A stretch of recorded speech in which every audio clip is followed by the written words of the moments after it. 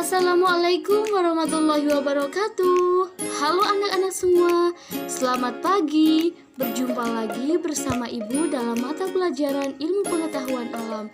Nah, bagaimana kabar kalian hari ini? Semoga sehat-sehat semua ya, dan dilancarkan segala aktivitasnya.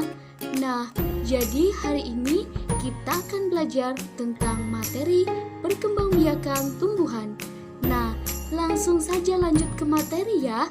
Nah, yang pertama kita akan belajar tentang perkembangbiakan tumbuhan. Nah, perkembangbiakan tumbuhan ada dua jenisnya. Yang pertama itu ada perkembangbiakan secara generatif dan secara vegetatif. Nah, perkembangbiakan generatif itu apa? Jadi, perkembangbiakan generatif itu artinya bahwa perkembangbiakan makhluk hidup yang terjadi melalui proses perkawinan atau penyerbukan. Yang dimaksud perkawinan adalah bertemunya sel jantan dan sel betina.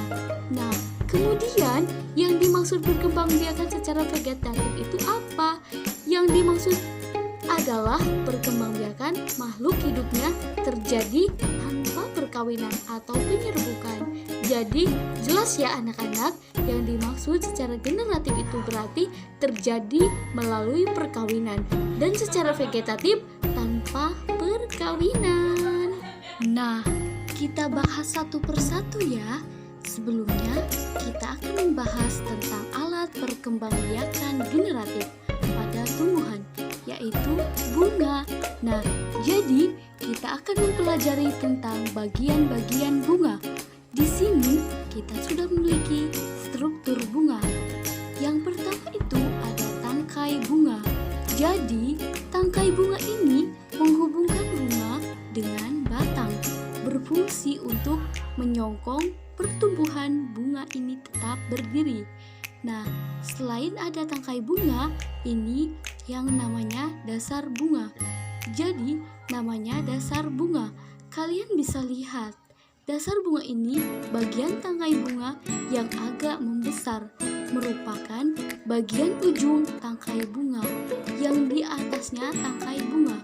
Nah, kemudian berikutnya ada bakal biji. Seperti yang kalian lihat, di sini ada bakal biji atau disebut dengan sel buah. Jadi, di dalam bakal biji ini, di dalam yang terdapat sel ovum. Berikutnya ada kelopak bunga. Dari kelopak bunga adalah melindungi mahkota bunga ketika masih kuncup dari serangan hama, baik itu ulat maupun yang lainnya. Berikutnya yang berwarna ini anak-anak namanya mahkota bunga ya. Jadi mahkota bunga yaitu fungsinya untuk apa? Nah, fungsinya yaitu untuk mempercantik tampilan dari si bunga. Jadi, untuk apa hubungan bunga itu mempercantik diri? Jadi, agar serangga-serangga itu tertarik untuk melakukan atau membantu proses penyerbukan. Berikutnya, ada benang sari ya.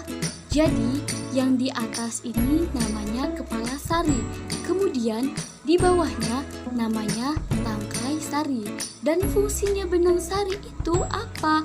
Benang sari ini adalah alat perkembangbiakan jantan. Nah, yang terakhir ini adalah putik. Ini disebut dengan kepala putik. Dan ini tangkai putik. Fungsinya putik ini untuk apa? Nah, putik itu merupakan alat perkembangbiakan betina pada bunga. Nah, jadi si putik ini nantinya akan mengundang bakal buah. Selanjutnya, perkembangbiakan vegetatif. Itu ada dua jenis. Yang pertama ada jenis perkembangbiakan secara alami, artinya tanpa bantuan manusia. Jenis perkembangbiakan secara buatan, artinya tadi bantuan oleh manusia. Mari kita bahas satu persatu ya, mulai dari perkembangbiakan vegetatif secara alami.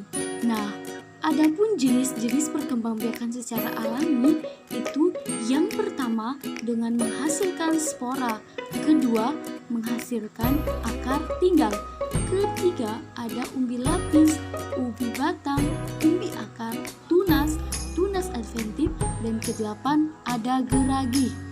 Tumbuhan yang berkembang biak dengan spora adalah tumbuhan paku.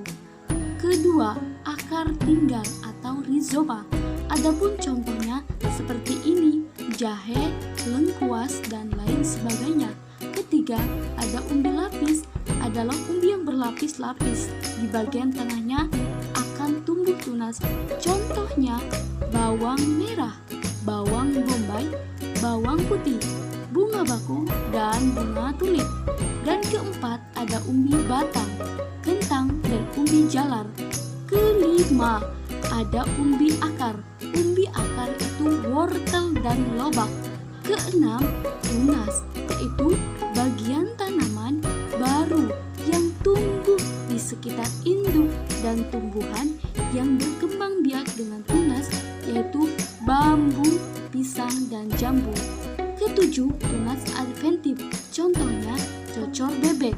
Tumbuhan tersebut akan menjadi tumbuhan baru. Kedelapan, ada geragi. Contohnya, tumbuhan geragi di atas permukaan tanah adalah stroberi. Selanjutnya, perkembangbiakan vegetatif buatan ya anak-anak. Ada cangkok, ada okulasi, stek daun, akar, batang, merunduk, dan menyambung. Berikut adalah gambar-gambar contoh dari perkembangan biakan buatan. Demikian penjelasan dari Ibu.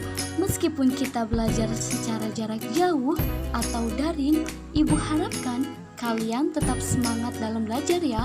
Jadi setelah kalian catat, kalian pelajari kembali apa yang kalian simak dalam video ini, pembelajaran ini. Demikian Ibu ucapkan terima kasih dan sampai jumpa. Wassalamualaikum warahmatullahi wabarakatuh.